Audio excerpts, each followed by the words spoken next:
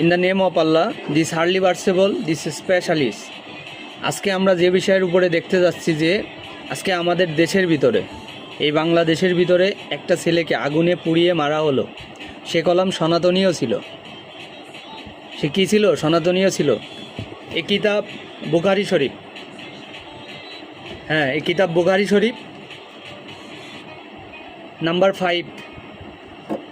इसका विधान से युद्ध विधान, किन्तु युद्धर विधान नबी करीम सल्लल्लाहु अलैहि वसल्लमेर उपरे किताब नाजिल हয়েছে फुरकान। ए किताब सुन्नत। ए तारिका नबी करीम सल्लल्लाहु अलैहि वसल्लमेर काছে जिब्रिल आमीन मालाइका एंजेल्स उनी आसलेन एवं बोललेन, हे आल्लाहर रासूल, আপনি বলুন আমি দুটো পাহাড়কে এক করে দিই। কী করি? দুটো পাহাড়কে এক করে দিই এবং আরবকে আমি ধুলোয় পরিণত করে দিই।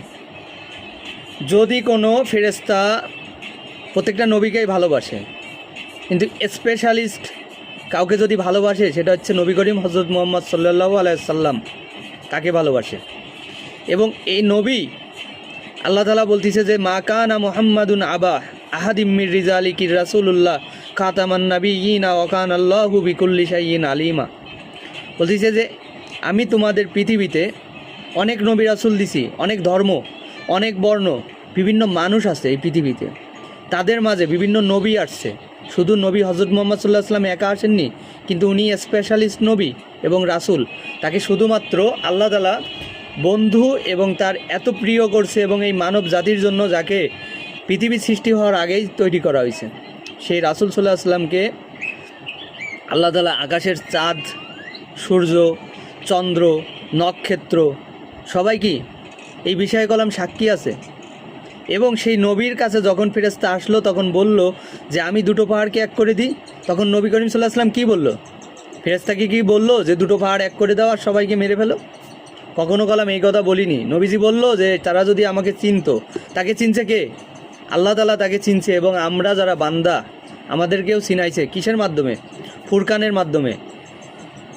এ কিতাব হাকিম সে আয়াতা, এ কিতাব হামিদ সে আয়াতা। এ মহাজ্ঞানী প্রজ্ঞাময় আল্লাহর নিকট থেকে আসছে। তাহলে কিতাব কোথা থেকে আসছে? তাহলে কোরআন কার থেকে আসছে? তো কিতাব পৃথিবীতে আরও কত কিতাব আসছে? যদি হাদিসগুলো হয় তাহলে কি আসছে? মুসলিম শরীফ, বুখারী শরীফ, তিরমিজি শরীফ, মিশকাত শরীফ, এগুলো তো আসছেই। বড় বড় কিতাবগুলো তো আসছে, কিতাবুল ফিতান আসছে। হ্যাঁ, এগুলো কিভাবে আসছে? এগুলো নবী করিম সাল্লাল্লাহু আলাইহি ওয়াসাল্লামের সুন্নাত। এছাড়াও আল্লাহর লিখিত যত